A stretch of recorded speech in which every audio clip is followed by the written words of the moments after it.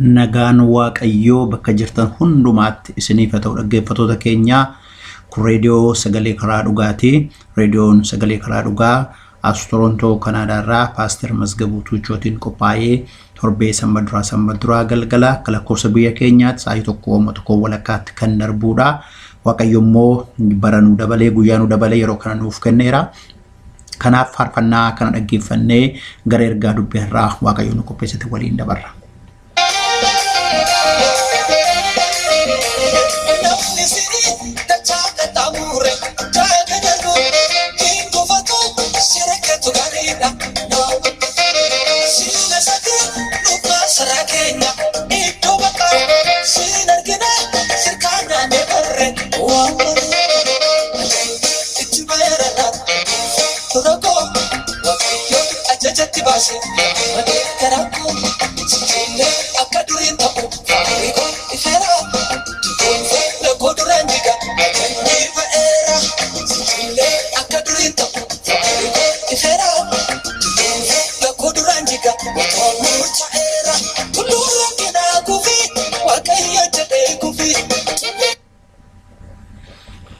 Deebinee walii wajjiniin dhaggeeffannaa tulluun rakkinaa kufi fuula koduraa waaqayyotu jedhee kufi jettee faarfatti obboleettiin keenya yaadanii shifarraadha gooftaan si haa eebbisu dhuguma waaqayyo waan gaafanni jedhu wanti fuula keenya dura dhaabbatu tokkoyyuu hin jiru amma gaa yeroon kun yeroo Yesuus Kiristoos gara dhiphinaatti fuula isaa deebiseedha.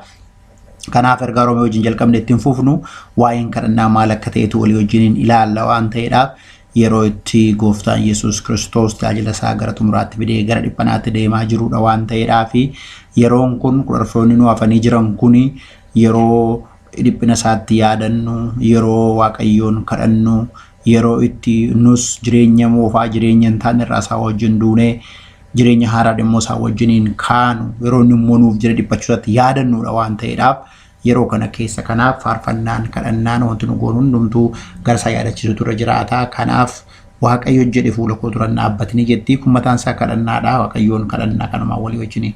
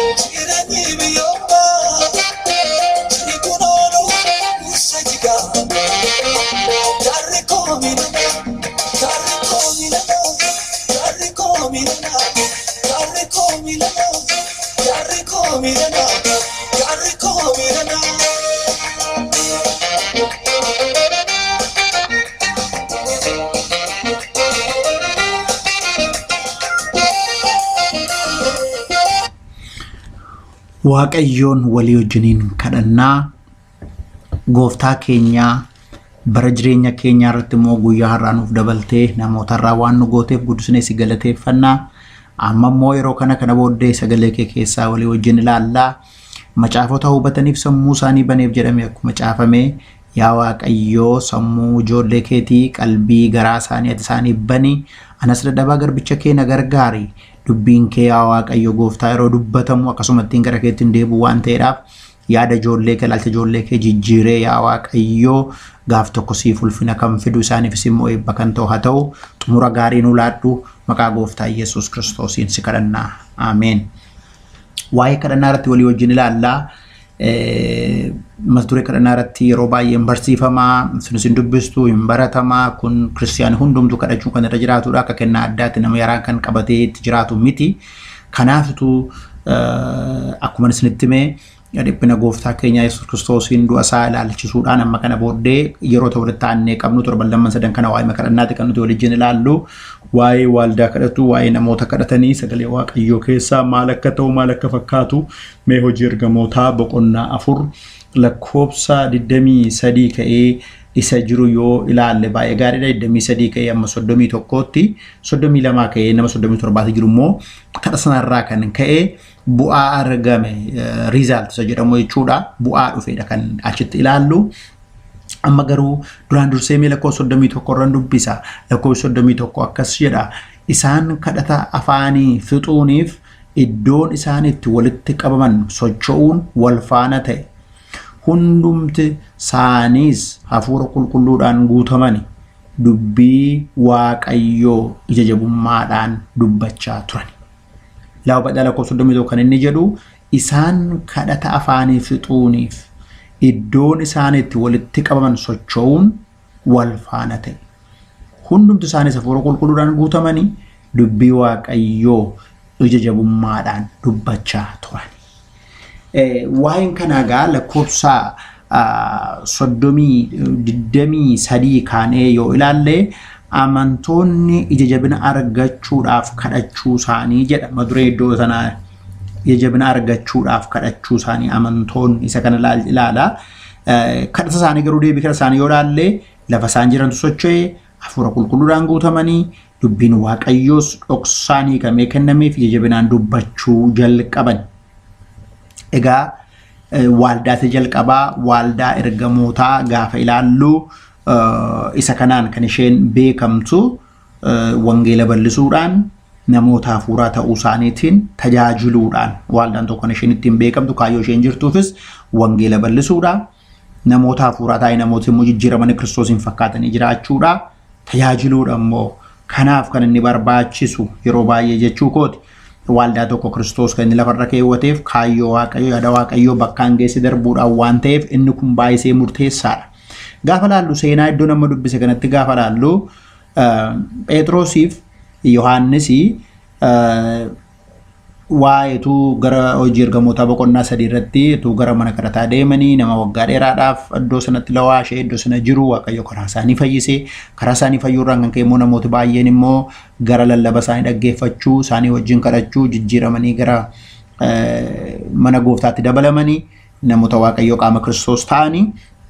Kanarraa kan ka'e geggeessitoonni yeroo sana jiran warri Fariisotaa geggeessitoonni jiran hinaaffaadhaan irratti ka'anii Yohaannisiif Phexrosiin mana dhaabuusanii erga mana dhaabushanii maqaa kana lammataa kan dubbanne itti dheekkamanii doorsisanii gadhiisanii booddee wanta ta'ee dhagaa iddoo kanatti kan ilaallu jechuudha. Lakkoofsa 23 kaanee gaafa ilaallu isa kanaadha. Phexrosiif Yohaannis akkuma gadhiifamaniin gara jaraa isaaniitti deebi'anii luboonni warri hangafoonni maanguddoonnis waan ittiin jedhan isaanitti himan. Isaan yommuu kana dhagaan waldaan kiristaanaa yookiin sabii yeroo sana kadhatan jechuudha. Yeroo kana dhagaan hundumti isaanii ergaan takkaa sagalee isaanii ol fudhatanii Waaqayyoon kadhatanii jedha. Egaa isa kanaadha ol hunduukaa yeroo isaan Waaqayyoon kadhatan. Waldaa waaqayyoon kadhatutu akkuma sila isinitti mee wangeela bal'isuu danda'a, guddina hafuuraa argata, tajaajila dhugaa tajaajiluu danda'a. Amma hojii ergamoota boqonnaa tokko irratti yoo ilaalle hamma humna argatanitti Yerusaalemiin bayinaa isaaniin jedhee hamma humna argatanitti achuma turan. Utuu yeroo dheeraas ta'e waggaa dheeraas ta'e achuma turu, gaafa humna argatan garuu Yerusaalemii jalqabdanii gadi buutanii Samaariyaa, Yihuudaa biyya lafaa hundumaa geessu, Yihuudaa Samaariyaa biyya lafaa hundumaa geessu jedhee roggooftaa itti magarraa. Akkuma sanaan hojii ergamoota boqonnaa lamarratti lallaba Phexrosiin namni 3,000 mana yeroo isaan jijjiiramanii qaama Kiristoos ta'an argina. Isa booddee boqonnaa 3 irratti arguun fayyina nama kanarraan namoota akka daman agarra, lubbuun isaanii dabalaa, namni amanan dabalaa 5,000 20,000 ta'a akka isaan deeman agarra jechuudha. Kanaaf waaqayyo maal godhe, guddinni waldaa kiristaanaa tokko lakkoofsa namaatiin guddachuudha, ji'oogiraafiin guddachuudha. Isa kana waaqayyo isaan keessatti akka inni godhe agarra. Humna erga argatanii booddee humna hafuura qulqulluutiin baay'ina namaatiin naannoodhaanis yeroo isaan guddachuu bal'achaa deeman argina. Deebi'anii immoo amma boqonnaa 4 malaalatti garuu keessa isaaniitti jechuudha. Keessa isaaniitti waldaa keessatti immoo wanta ilaalla. Kadhata isaan walii wajjin qabaataniin fuula waaqayyoo turuu isaaniirraa kan ka'e kadhata ta'etu ilaalla. Amma iddoo kanatti maaliif maanguddoonniif iddoo nama dubbisetti maanguddoonniif isaan deebisanii luboonni warri hangafoonni maanguddoonnis jedha. Waan isaa itti jedha maqaa kanaan hin dubbatinaa jedhanii doorsisanii dheekkamanii isaan sodaachisanii yeroo gadhiisan agarra. Maaliif kana godhan jennee yoo ilaalle hinaaffaadha. Maaliif sabirkaa yaa'aa jira? Amantiin kun biyya ol gahaa jira. Kiristoos hojii isaa hojjetaa jira isaan keessatti, bakkeetti keessattis hinaaffaarraa kan ka'an sodaa qabaatan namirraa galagaluu danda'a waan ta'eedhaaf. Hinaaffaan yeroo baay'ee rakkisaadha. Obboloota koo seexannatti miti hinaaffaa namarratti kaasaa. Yoo namni waan tokko hin qabu ta'e ayyaana namaa akka namni namarratti naafu godha. Bifa namaa akka namni namarratti naafu godha. Kan akka hinaaffaa biyya lafaa keessattis mana waaqayyoottis waan hundumaa miidhu hin jiru. Amma Saa'olii yoo ilaaltan hinaaffaarraa kan ka'e kan Daawutiin balleessuudhaaf hamma dhumaatti hordofaatu. Aluma tokko gochaan diina Gooliyaadiin ajjeesirraa kan ka'e dubartoonni faarfatanii teessoo koo malee maaltu hafee jedhe. Bor iddoo koo qabataa jedhe. Namni tokko nama caalee iyyuu jiru bor namni tokko iddoo qabatadha yoo sodaate nama sana balleessuu barbaada jechuudha. Al tokko namni nama isa caaletti hinaafa. Maaliif na caale jedhe. Yookiin lafa hojiittis iddoo biraattis. Al tokko garuu nama caalee jirutu nama sodaate namni kun bornaan qixxaatti na bira geessii laata jedheetu hinaaffara nama sana balleessuu jalqaba. Amma Musee irratti yeroo kaan Miriyaamii fi Aroonii kan isaan hinaafanii waaqayyoon isin nutti haasa'aadha. Sabi isaan godhanii waa'ee fuudha isaa yoo ta'u malee nutti soo hinaasa'aadha. Maal isa duwwaadhaadha hinaaffaa tajaajilaa. Ilaaltanii Saa'ol waa'ee mootummaa sodaatee hinaafa. Asii warri kun immoo waa'ee tajaajilaa hinaafu. Iddoo kanas immoo waa'ee nama dhabnaa hinaafu.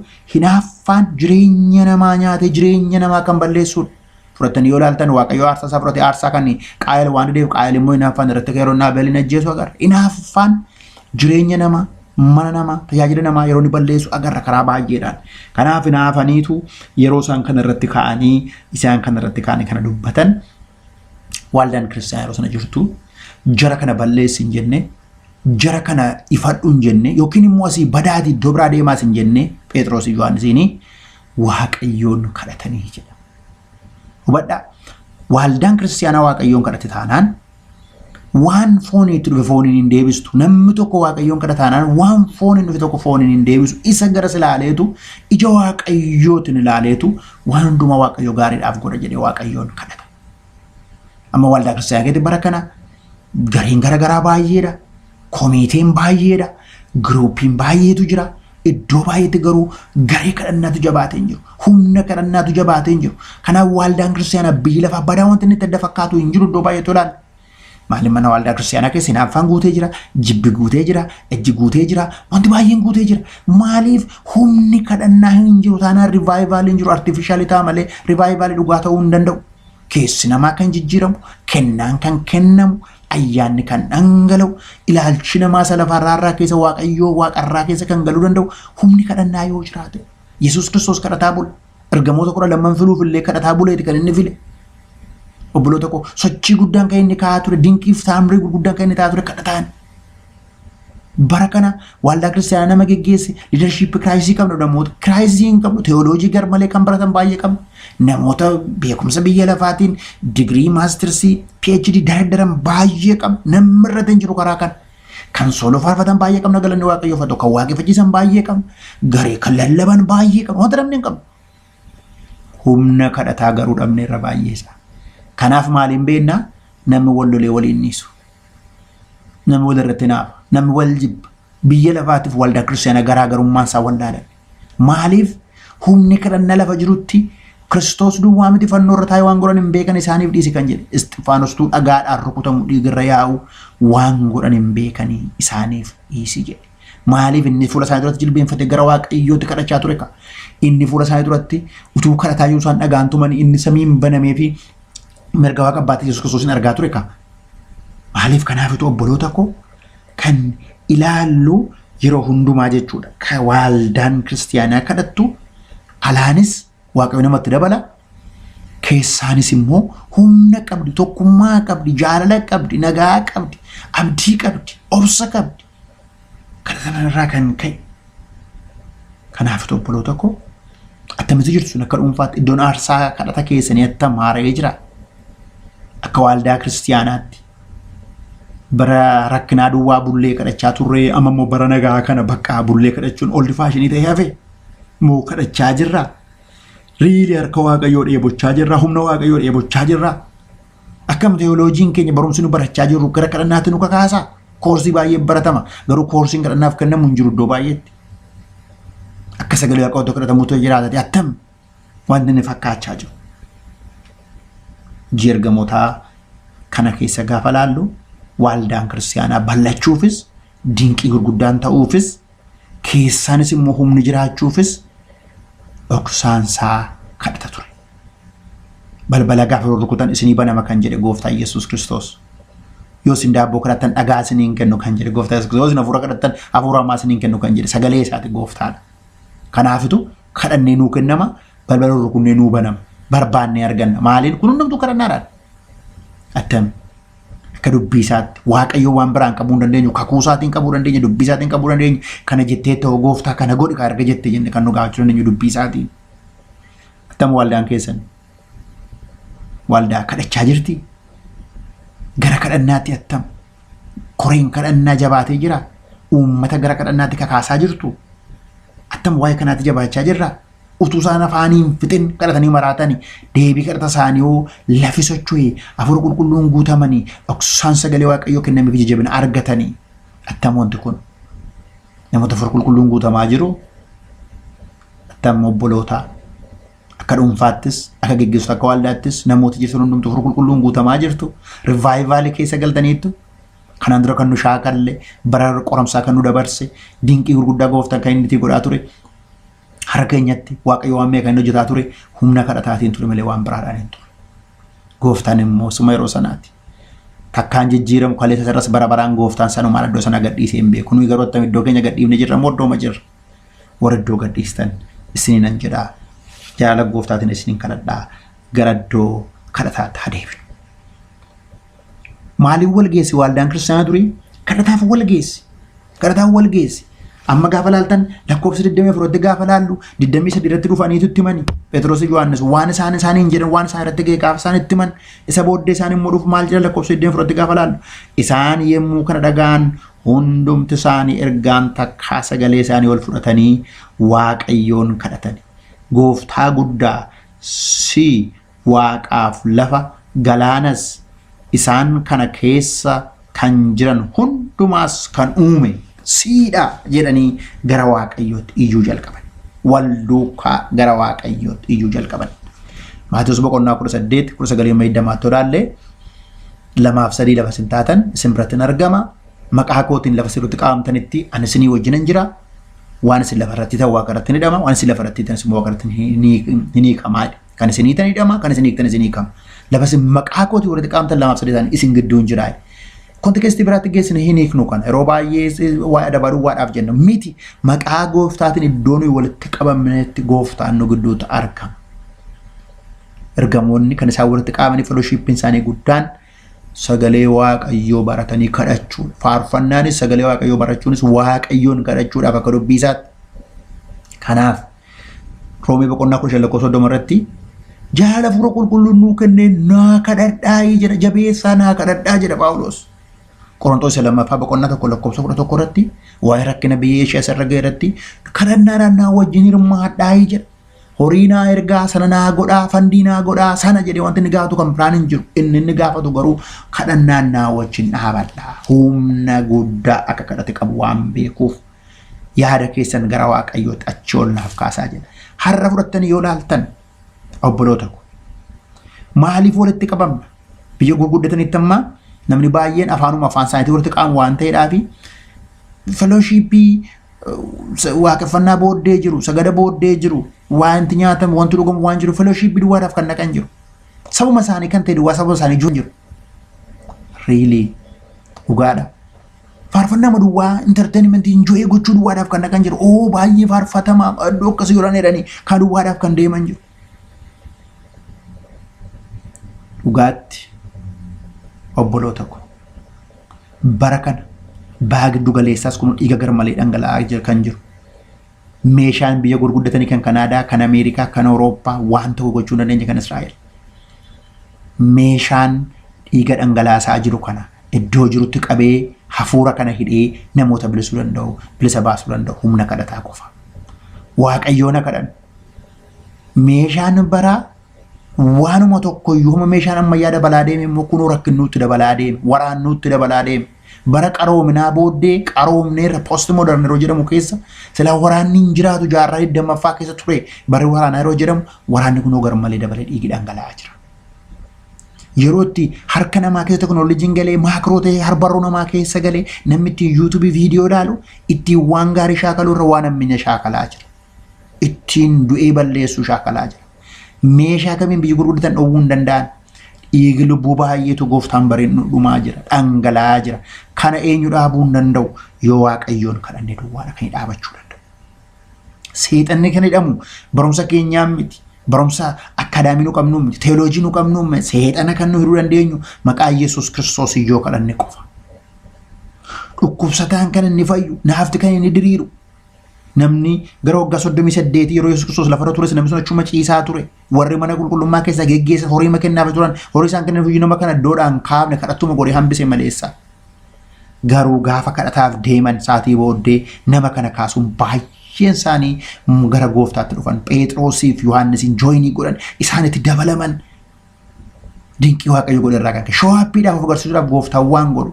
Naafa diriirsee jaamaa jabanii dinqii godhee Waaqayyo akka namootittiin amanan akkattiin isa baran godha gooftaan. Yeroonni humna isaa agarsiisu magaalaa sodaata, namoota sodaanta, ulfina kennu gooftaan namni cubburraa fagaatu, nama meenyarraa fagaatu. Har'a garuu harka Waaqayyo sirriitti mul'achaa jira. Waaldaa kiristaanaa keessatti namoota baay'een cubbuu shaakalaa jiru. Sirriidha. Perfektii taane qulqulluu taane dhibbaaf dhibba taane dhaabachuu hin dandeenyu. Garuu cubbuu qabnu fuula Waaqayyooti boo'uu dandeenya yeroo sana.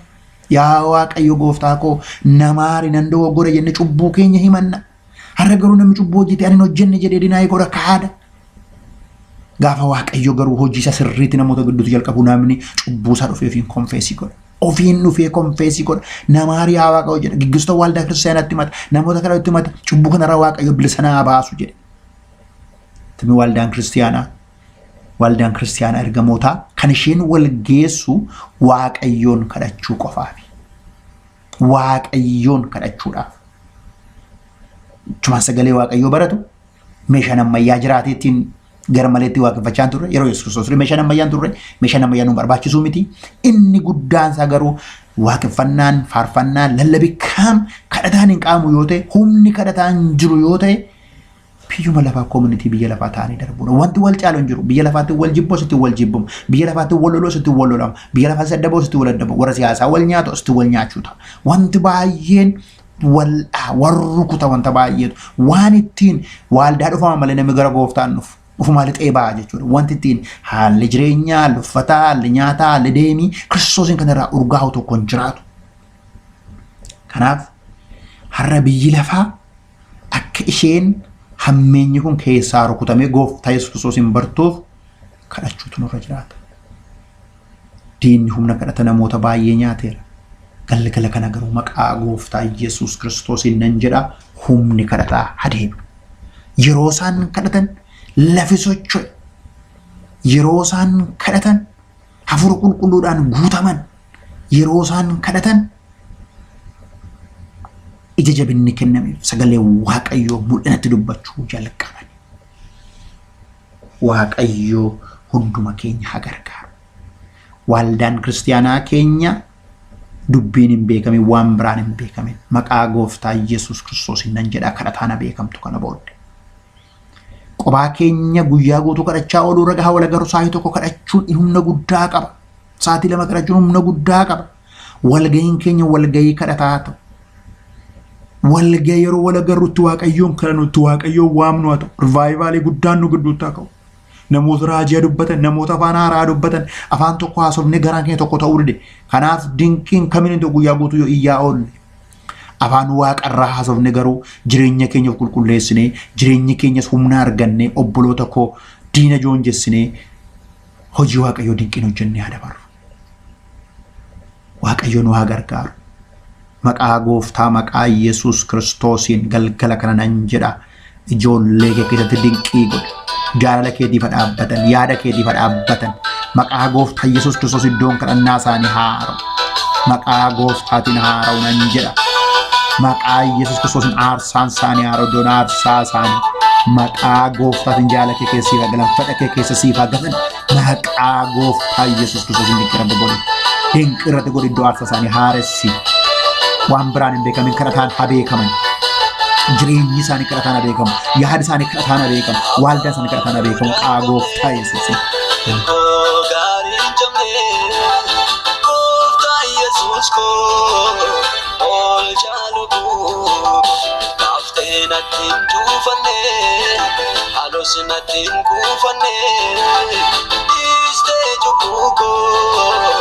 Orde lugu